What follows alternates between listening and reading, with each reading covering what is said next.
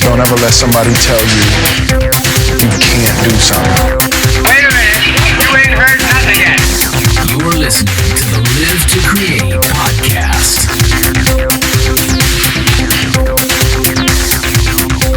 The Live to Create podcast is brought to you by Audible.com. Get a free audiobook download and 30-day free trial at audibletrial.com/live-to-create. Over 180,000 titles to choose from for your iPhone, Android, Kindle, or MP3 player. Hello, everyone. Welcome to the official Live to Create podcast, coming to you from Nashville, Tennessee. I am your host, Shane Almgren, and I am joined today also from Nashville by fashion designer Manny Cuevas. Manny was born into a fashion design household, helping his renowned father Manuel design for and dress everyone from American presidents to music royalty such as Liberace, Johhny Cash, the Rat Pack Elite, John Lennon, Dolly Parton, the Rolling Stones, Bob Dylan, Jimi Hendrix, the Jackson 5, Kid Rock, Jack White, and Kenny Chesney, just to name a few. Manny has headlined fashion weeks in New York and Mexico City, and his clothing line, Wear It Out by Manny, can be found in stores and boutiques around the globe. Manny, it's great to have you here. Very glad that you could make it. Very happy to be a part of this thing, and it's awesome to see this whole thing coming together with all these incredible creative folks. What excitement to see this growing here in our incredible, beautiful Music City, USA. Now, has Music City, USA always been your home? No, Nashville has not always been my home. I'm originally from North Hollywood, California, the West Coast, Southern California. My father is Manuel Cuevas, who is fairly well known as a costume designer in the country music industry. My background growing up in Southern California was literally every day after school, I would show up to my dad's studio shop and sweep the floors, take the trash out, look over the shoulders of the employees and watch these artisans do their work until one or two of them would brush me away and say, go play with something sharp and cut yourself so you don't have to come back for a couple of days. Leave me alone. Was showing up... Was that something your dad made you do because he wanted the kids working at the shop, or did you know that was something you wanted to do and you just wanted to be a part of it? It was something that just came natural. It was never a pressure. I just always ended up at my dad's shop just after school. And, I'd sit around and I'd watch the employees putting together these incredible garments, shoes, boots, belts. And eventually one day I just, out of the blue, I started pulling the leather scraps out of the trash. And I started coming over to the workstation and would grab some of the tools and start pounding away real hard. And the bootmaker would come over and be like, whoa, wait a minute, boy. Wait a minute, son. This is not the way you do it. This is the way you should hold your tool. This is the way you should use your mallet as you're pounding away. And the majority of everything that I had learned in my lifetime so far had all been monkey see, monkey do. I like to say that I was forcefully bred into the business, not knowing the talents that I had. Obviously, I just didn't know it. But I had the comfort of and the support of our bootmaker that just really nurtured me, and that was the start of everything. Honestly, working with leather was the beginning of it all. Sitting down on an industrial sewing machine and a industrial leather sewing machine it makes it a lot more easier to do intricate turns and be very ornate. And that was the way I learned how to run a sewing machine. I sat down at the leather sewing machine and just started going to town. I would basically trace a lot of my drawings that I would have and put them together and just would come up with these incredible little knickknacks from scraps.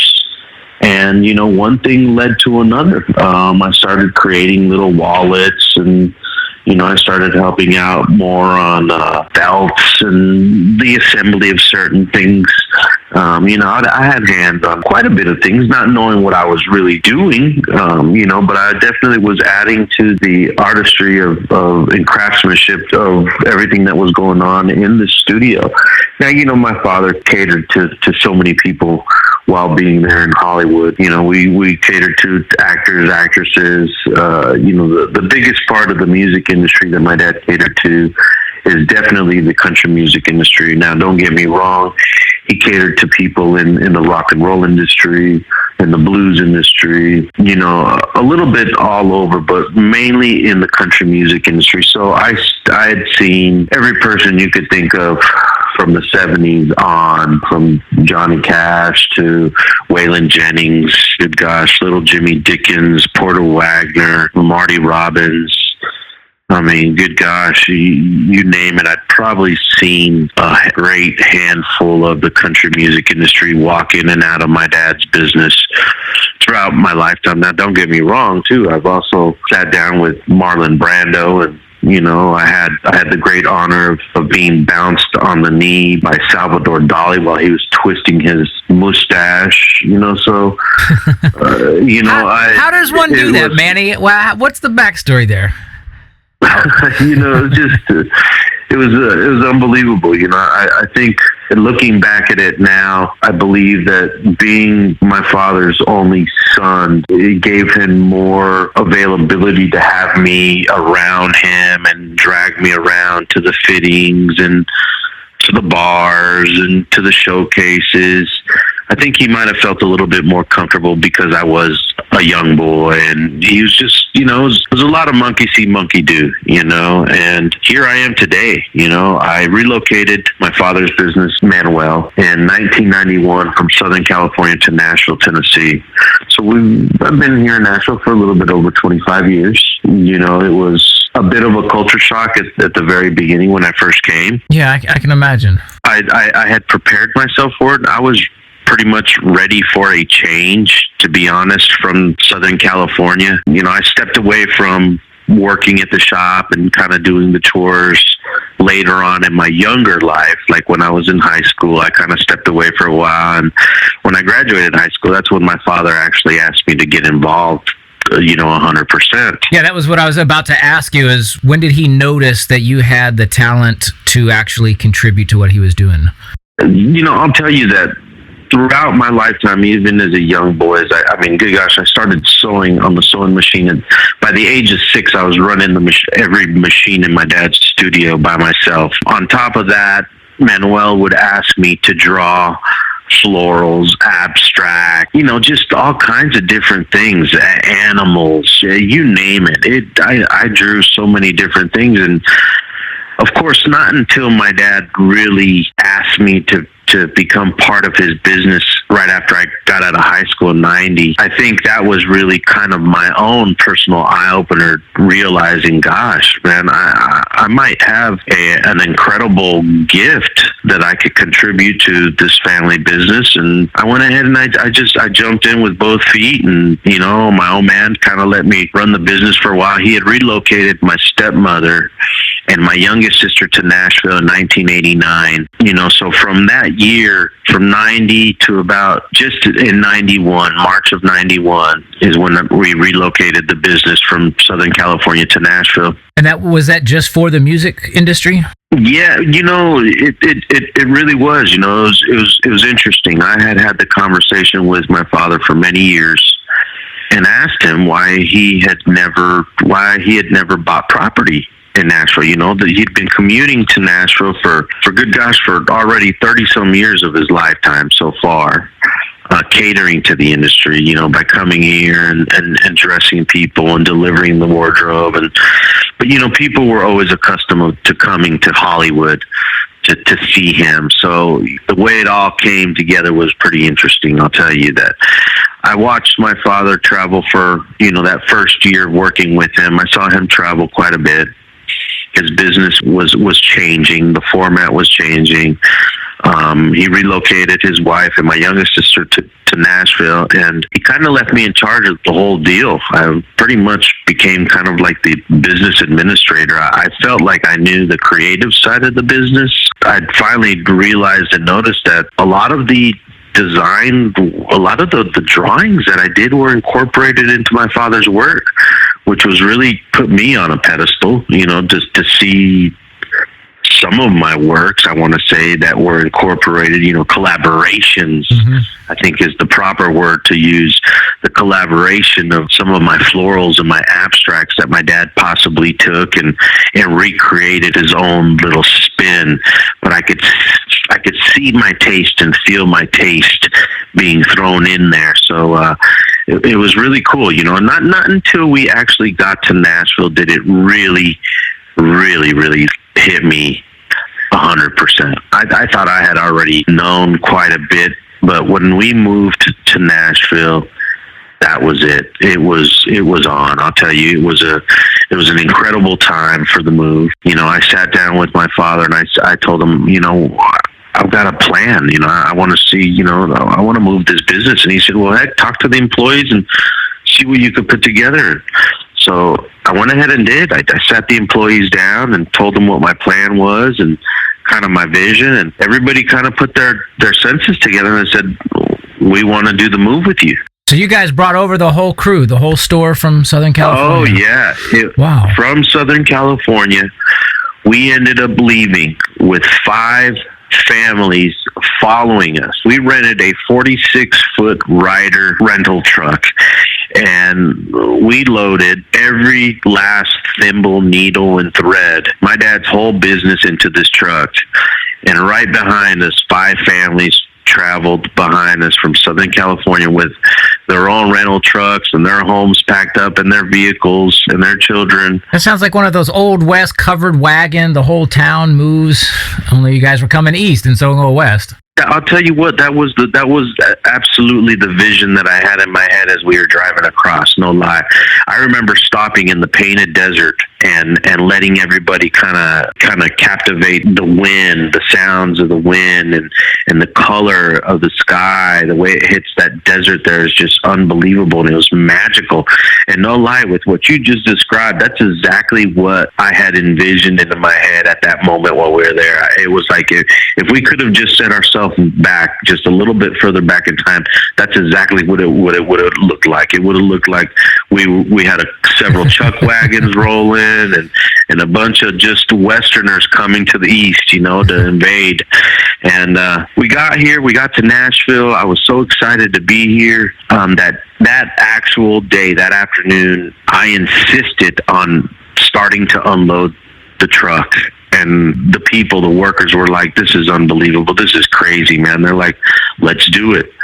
And we did it. We unloaded the truck that day. And by the end of the week, we had everything set up in the store and we were working. And it was one of the most incredible times of my life, I will say. It was just, I'll tell you that in the first 3 months, my father's business grew about almost to a 300%. And good gosh, did your reputation just precede you to town? Oh, immensely. I mean, when we got to town, it was like the whole music industry went a little crazy, finally knowing that Manuel had relocated here. So there was a big hype with that. Were you guys over on Music Row or close to it? Yes, we were. We were right on Broadway and 20th. Gotcha. Yep. So there was a lot of great excitement going on. The times were different. The music industry was completely different than what it is right now.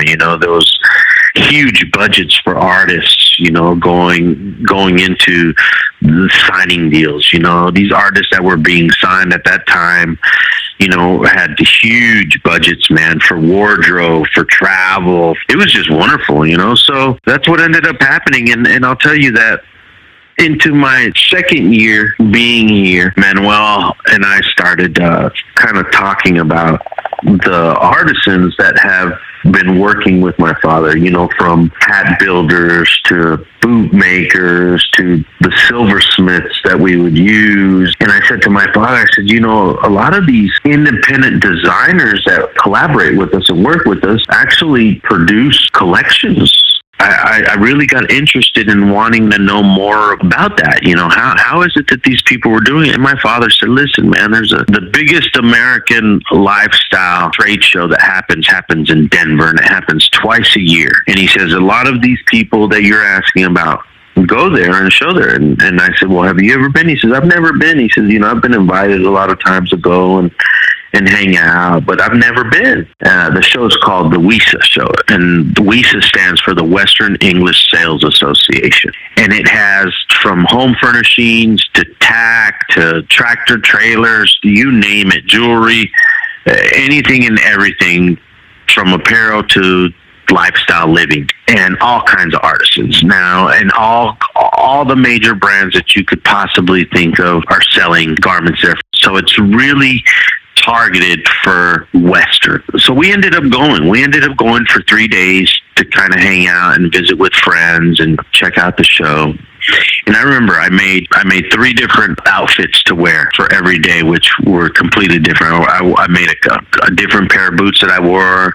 I wore a different buckle set, a different belt, different jewelry, different coat. Just everything was different out of the 3 days. And going into the second day that we were there, one of the vendors sat me down and said, "Look, Manny, if you want to come back in January and bring some of your product, we wouldn't mind hanging it up in our showroom. And if people ask about it, heck, we'll just give them your name and your number and have them give you a shout, and you take it from there and see what happens." Mm-hmm.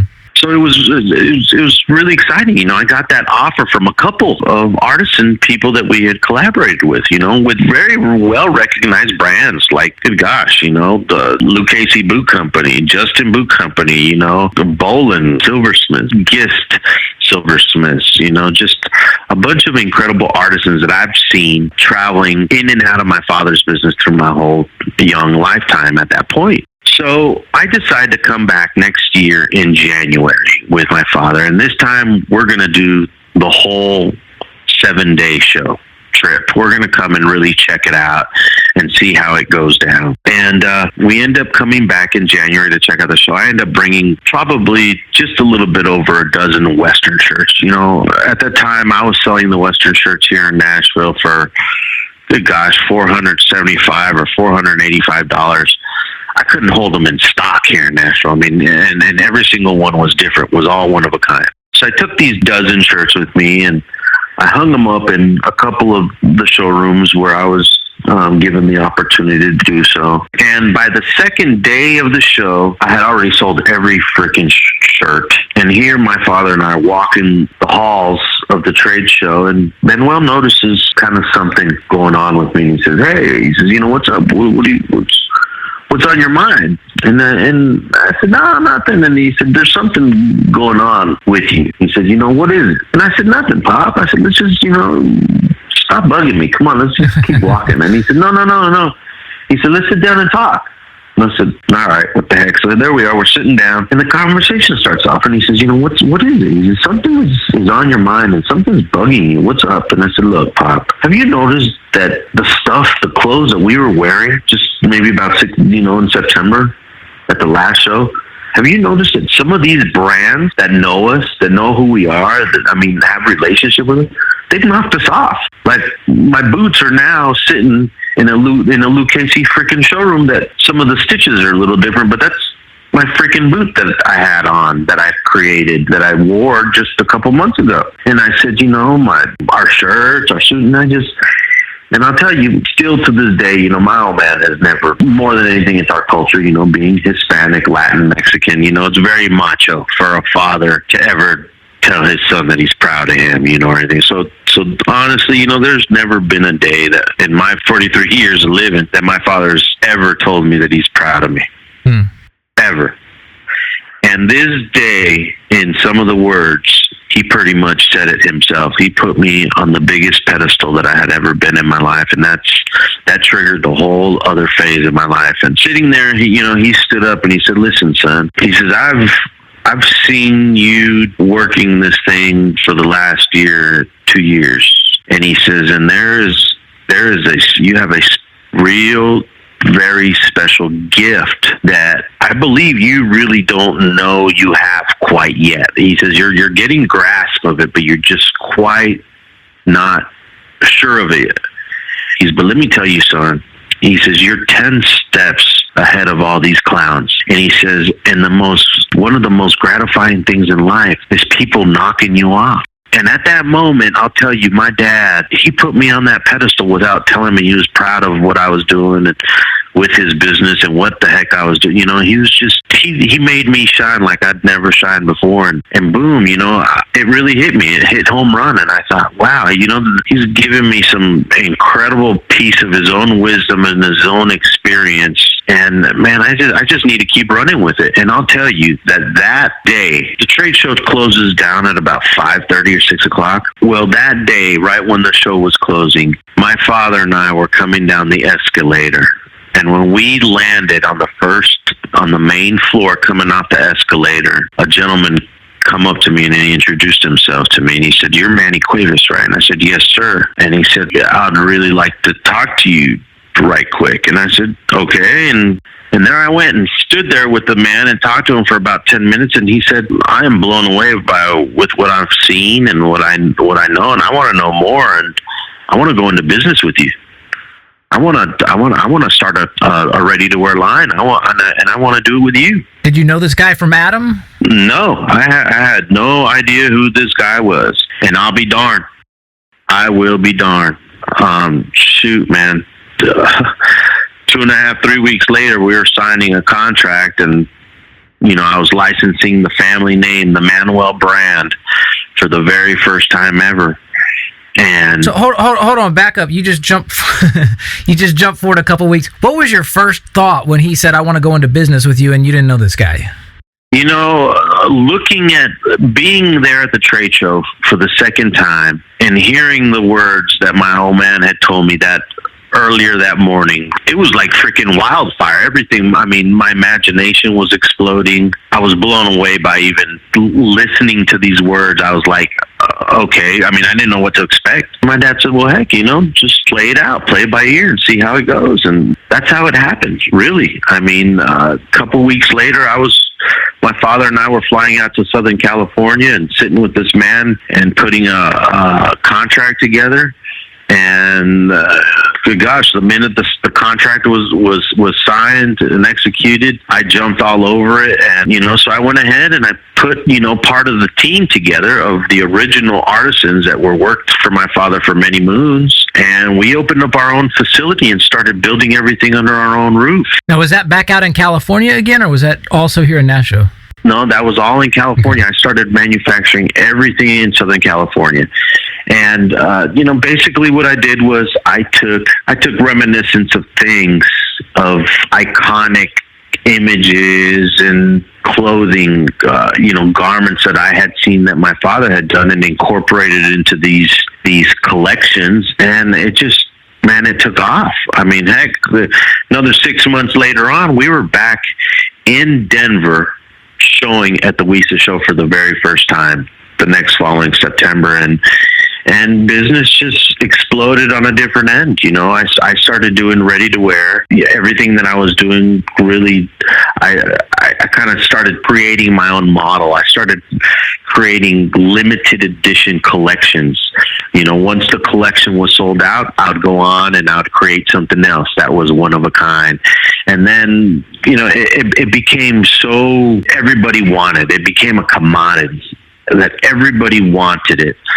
So what I ended up doing then was really making it even more exclusive by numbering the pieces. I ended up making some exclusive pieces where I would only make at the most 100 pieces, all numbered. I also, from the very beginning of the production of the apparel, I used all the same raw materials that we would use in our couture business that my father would use for all his clientele. So there was a marriage. There was an understanding that this was, it was ready to wear. It looked very similar to the custom pieces, but the price point was completely different. Mm-hmm. Obviously, the ready to wear was a lot more accessible than the couture pieces.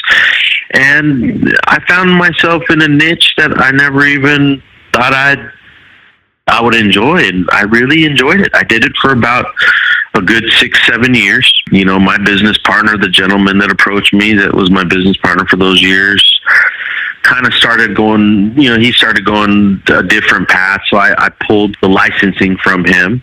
So several years passed, and in 2005, I was approached by a gentleman out of Texas by the name of Alan Tucker. And Alan Tucker was an incredible person. He started Calvin Klein with Calvin Klein. And he got a glimpse of my work, of our work. This man was like, I've seen some of your work, and it's blowing me away. I want to see how you and your father collaborate and where you guys do your work. So the guy came to Nashville and spent a week with my father and I. And literally on Friday of that week, at the end of the day, he sat my old man down and he said, listen, Manuel, he says, I want to take your son under my wing, and I want to teach him, what I've done in the last 40 years of my life in the high fashion industry. The co-founder of Calvin Klein is saying this to you. Yeah. My old man looked at me and looked at him and looked at me again and looked at him, and he said, listen, man, he's a grown young boy. He could do whatever the heck he wants. If he wants to take off with you and go do some things with you, then you guys go have fun. And literally, that's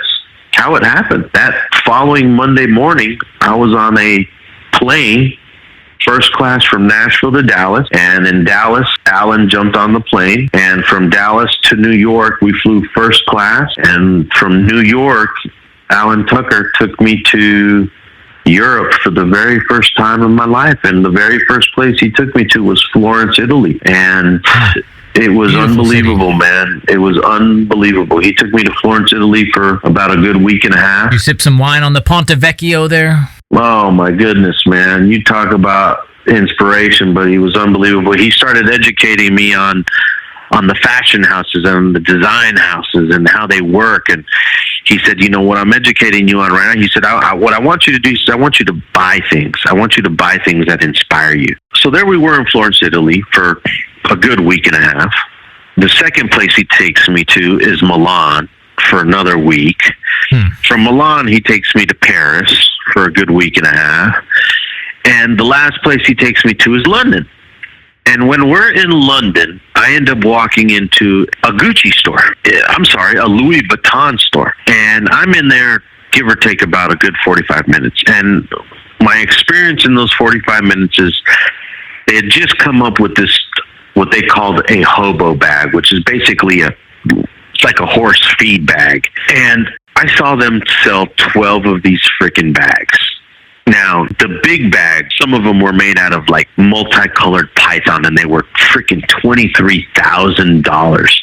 I mean, I had to have seen 3 or 4 of those freaking bags walk out in those 45 minutes. But again, I saw 12 of these bags walk out of there, and here I am grabbing a medium-sized bag and purchasing it and walking out of the store. And Alan Tucker sits me down. He says, hey, boy, he says, he smoke a cigarette. He hands me a Marlboro menthol. I said, I don't smoke. He said, well, you're going to start smoking.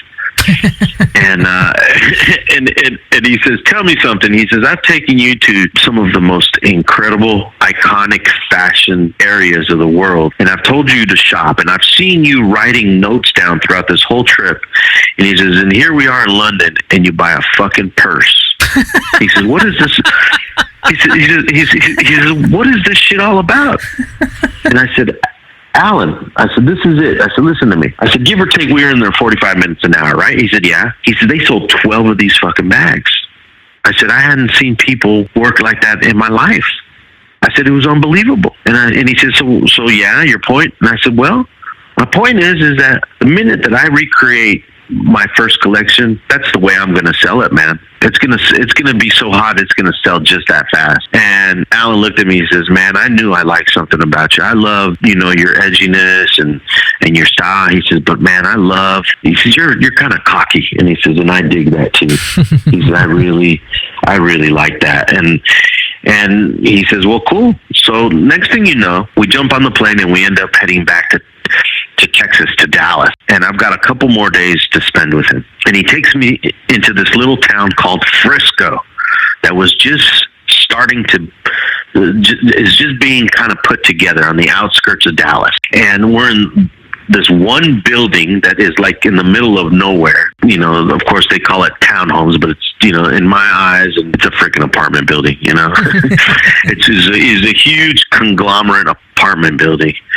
And he hands me a key and he says, hey, do me a favor, open up that door right there while I open this door. And he says, and let's open the door up at the count of 3 at the same time. And I said, all right.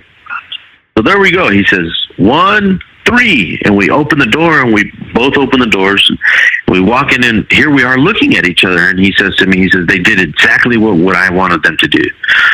So here I am really thinking now to myself, like, what the hell is going on? What am I doing with this guy, right? So I get right to business, and I said, Alan, sit down. I said, I've got some serious questions now for you. And I said, tell me something. What are we doing here? Like, what is this? And he says, I'll tell you what. He says, this is where you're going to start your business.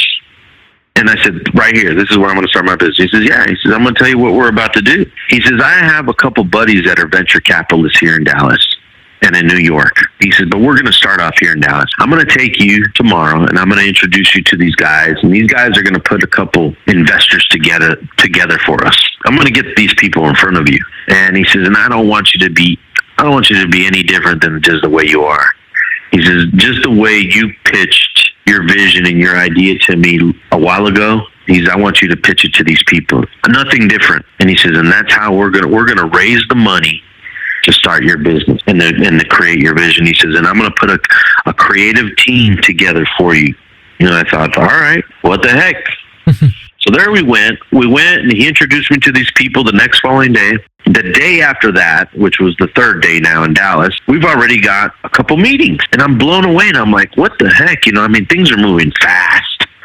Real fast. So I had my first 2 initial sit-down meetings with these investors, and I gave them I did my pitch, my presentation on my vision and what I'd like to do, and I'll be darned, just like that, they pulled out their checkbook and freaking gave us a check with money. The best kinds of checks. And I looked at I looked at Alan, and I thought, son of a gun, I only went to high school. I didn't go to college. I didn't go to school for any of this that I've ever done. Like, seems like a piece of cake.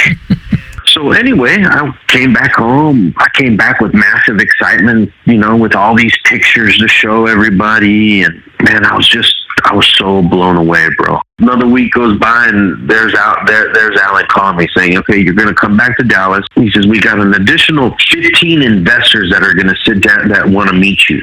And with those first 15 people, I told Alan Tucker, I said, don't you think this is enough money? And we had raised $8.9 million in less than a month for the launching of my vision for the second time. And Alan Tucker put a creative design team together for me, which I had never had before in my lifetime. And he hired Kelly Catrone as my publicist. I was headlining New York Fashion Week in 3 months after that, and it was epic for me. It was unbelievable. How did you get a show together that quickly? When you have enough money to do what we did, you can make almost anything happen. And I don't think it wasn't only that. It was the team that was put together. I had shared my prior experience with Alan, and Alan said, we're going to do it different. You're going to go into I'm going to put you in the limelight of the high fashion. And that's what he did.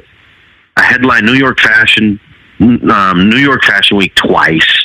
Mexico City Fashion Week asked me to come in and headline Mexico City Fashion Week, so I did that in Mexico City. My very first collection that I showed under the tents of Bryant Park, I did something that was extremely risky. Everything that I showed on the runway was already manufactured and produced. Is that not usually how things are done? No, that is not the way that things are done. It was a massive risk. Even when I chose to do this, Alan was like, boy, this is so risky. And I told him, I said, just stick with it, man. Just believe in me. You've believed in me this far. Don't give up on me now. Remember the words that I told you when we were in London on that bench, talking, holding a freaking $4,700 handbag that I bought, with your credit card. Remember what I told you? I told you that I would sell the collection just as fast as they were selling these bags. And with no lie, we had sold over 85% of inventory within the first 3 weeks after the fashion show. And I delivered that quick to people, and it was just an eye-opener. It was just groundbreaking, and I just did things differently. I took big risks. but I proved to people that we were unique, that we were different from everything that was out there. And there you have it. I found a niche in the industry for myself that I really enjoyed. And I thought, I wanted to get more brand awareness for my father's business. My father is a costumer. There isn't a hair on his body that would ever entice him to do him ready to wear. He likes doing his one-of-a-kind pieces, and that's that. Being here in Nashville, under the limelight, I say it being very humble, with all respect. I'm sitting in a huge shadow of the elephant. It's extremely hard for me to make a name for myself because, everybody knows who my old man is. We've just last year around March, we just rebranded my business. My business used to be called Wear It Out Manuel. And there was a huge confusion there, that is my birth given name, but everybody knows me as Manny.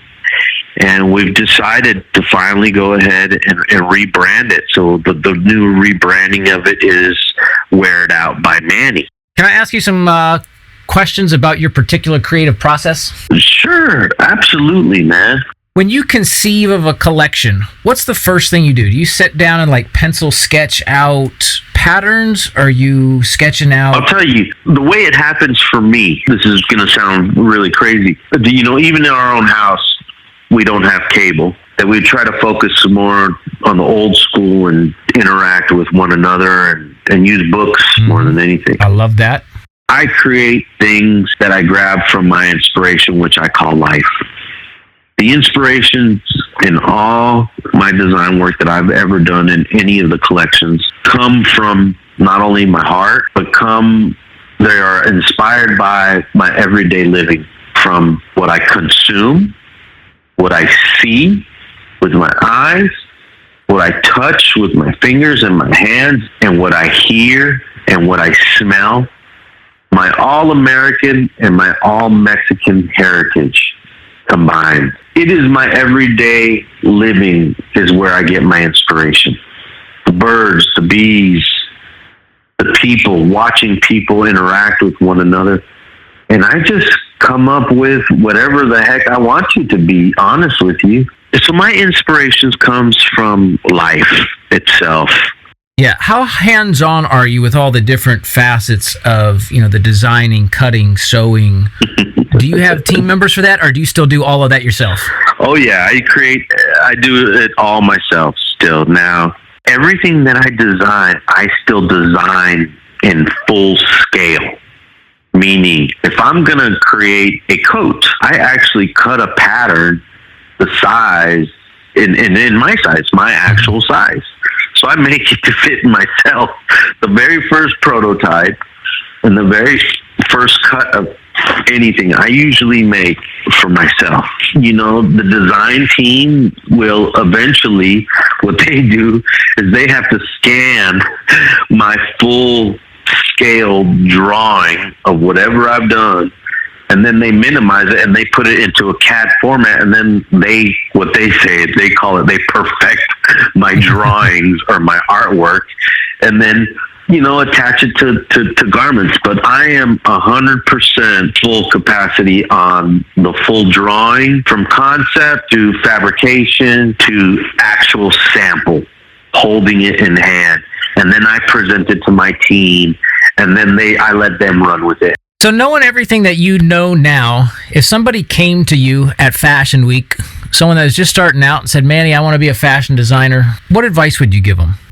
Well, the best advice that I could give them is follow your dreams. And if it's a dream, then pursue it. But if it's not a dream and it's just something that's just come to your mind that you want to do, run as fast as you can and go find something else to do. I mean, really. You know what I'm saying? This business is very cutthroat.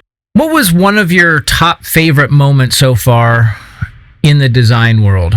Whether it was, fitting a celebrity with your dad or coming out with your own line and selling out of it at New York Fashion Week. What singular event really stands out to you at the forefront? I'll tell you what. I'm going to say that one of the most exciting, epic times was I was here in Nashville. My father had pretty much put the workload onto me with the design work and dealing with the clientele. And my father had me designing a lot of different things for so many different people. But one of the many people just happened to be Mr. Bob Dylan himself. And Bob Dylan performed for the Pope at the Vatican. And I didn't only design, but I made every single article of clothes that he wore on stage when he played for the Pope at the Vatican. From the hat to the shirt, to the bow tie, to the belt, to the buckle, to the slacks, to the boots that this man was wearing. And that's one of the most epic times of my life, including doing New York Fashion Week for the very first time in my life. That's going to be a hard one to top. Yeah. As a kid, your father did a lot of custom stuff. You had celebrities coming in the shop. Were you starstruck, or did you ever have any incentive to get into it, to be around those kind of people, or were you just completely attracted to the art aspect of it? Yes. A little bit of both. I've got a great example of one. I remember my father, good gosh, Ronald Reagan was a great client of my father's. My father dressed him in a lot of his movies and just personally just dressed him on a regular basis. And I remember Sylvester Stallone was one of the people. I remember I was blown away by the movie Rocky and all that. And I remember all the guys, all the kids in the neighborhood. It was so exciting for me to ask my friends, hey, you know what? You want to meet Rocky Balboa? Man, you need to come to my dad's shop today because I know he's picking up his clothes today. There was a lot of times that things like that happened. Good gosh, Johhny Cash. Let me tell you, that man, every time he put his hands on me, I felt like my hair starting to stand on my arms again. Johhny Cash had this incredible power about him that was unbelievable. He had this shield around him when he would come into my presence. He was bigger than life. He was huge, and then his voice was just so dominant and attractive, and he was so humble. And he'd cradle me and he'd talk to me, but he was talking to me like I was an adult.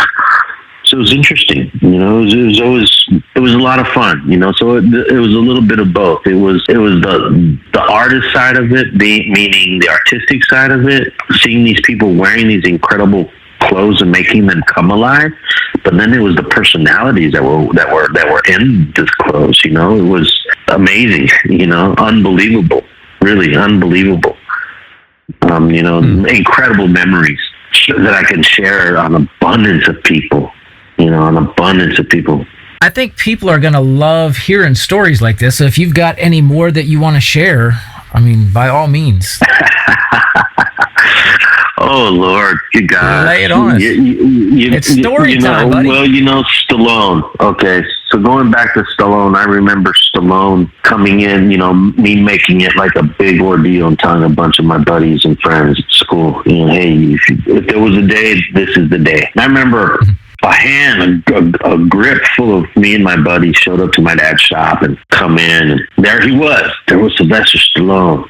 I remember all of us ran out the other back. We all ran out the back door, came around the building, and came to the front, and we're standing right in front of my dad's shop as he was walking out of the door. I remember jumping the gun and, hey, Rocky, what's going on, Rocky? And man, he was so cold-shouldered. And my dad was at the door. My dad had just walked into the door, so my dad was watching us through his glass door, standing out there, and he could see me saying something to him, and he didn't even acknowledge me. And I remember my dad coming out of his store just that fast, and looking at my buddies and my dad said, what happened? And I said, I was like, hey, Rocky Balboa, how you doing? And, I said, that was it, Pop. And he said, he didn't even acknowledge you, did he? He said, no. And my dad walked right over to his car, and he had a word with Sylvester Stallone, and I'll be darned.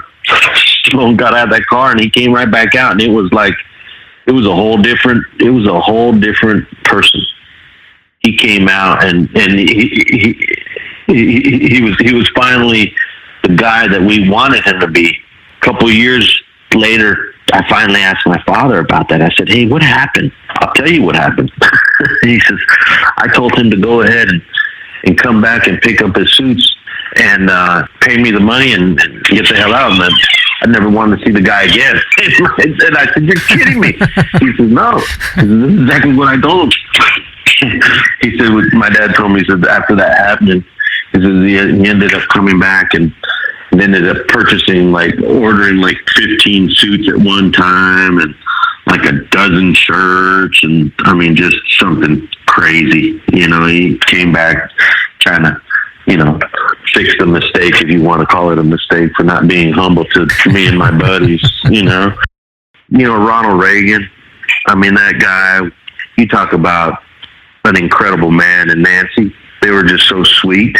They were incredible people. My dad had a horse ranch outside of the city in a little area called the Agua Dulce Canyon. And right around the corner from our ranch was Manny Montana's ranch, which Manny Montana is a huge roper, an old trick roper, cowboy, guy that they would use in the studios. And, Reagan, Ronald, and Nancy, they'd come and visit.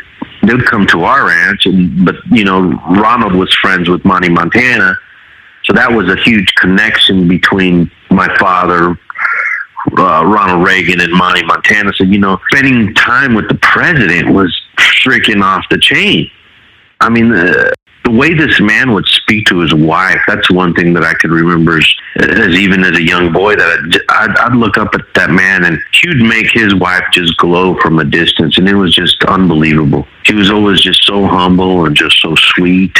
I was just so lucky. I was able to come across a lot of that clientele that my dad catered to were really incredible people.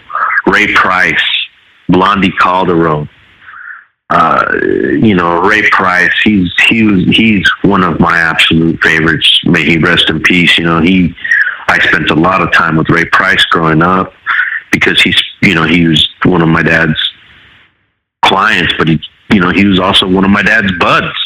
They'd go to the racetrack and, they'd hang out. They're buds.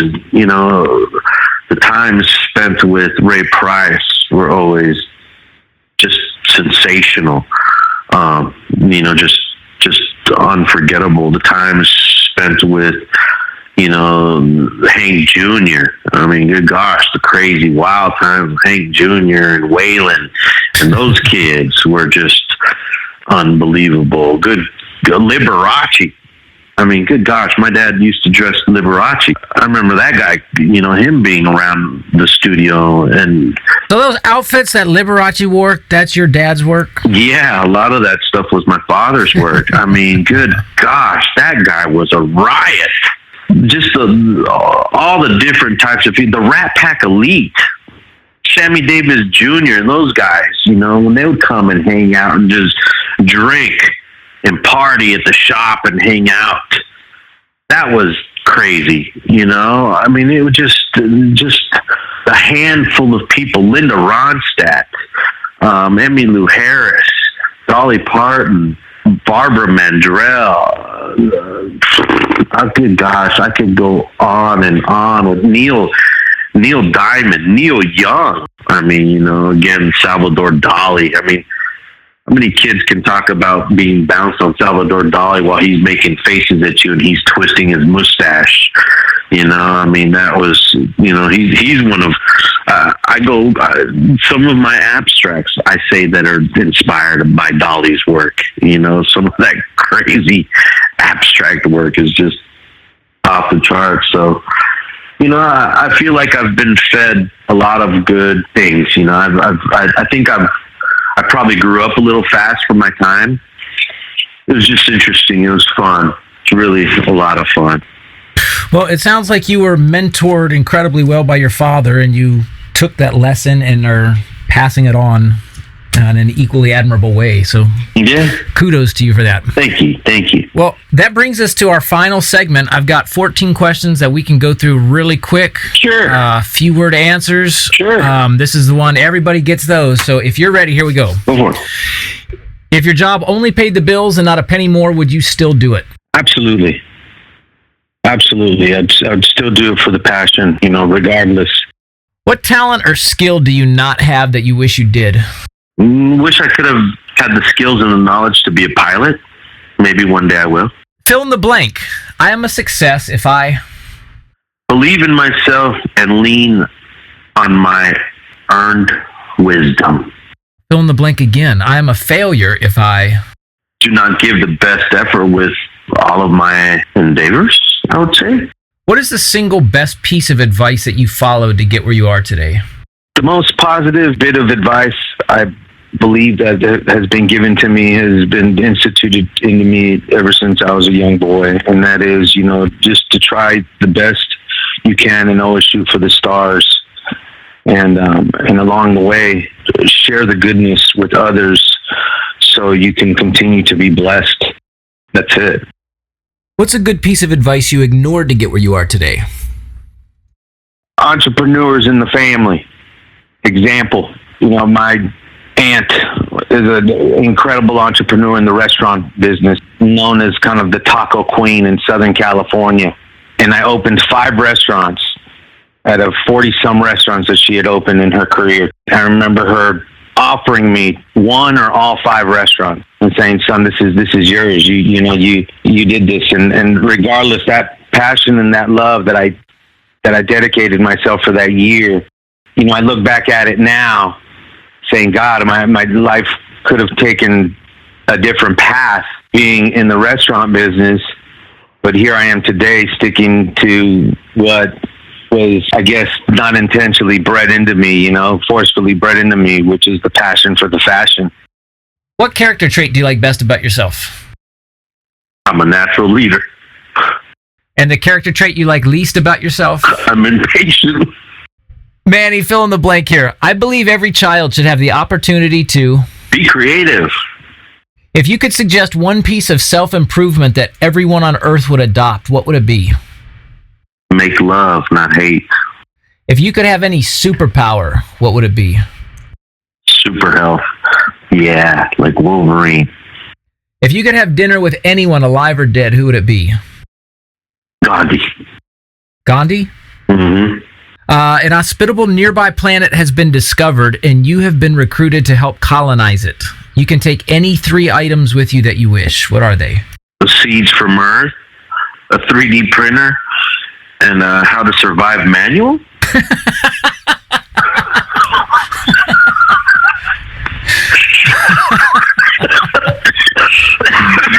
I like where your head's at, buddy. All right, this is the final one. All right, Manny, you have just won a Lifetime Achievement Award. So give us your acceptance speech. There won't be any music to cue you or rough you off the stage, so you can get to all of the thank yous that you need, or if there's any personal cause that you want to champion, this is your soapbox, so let her rip.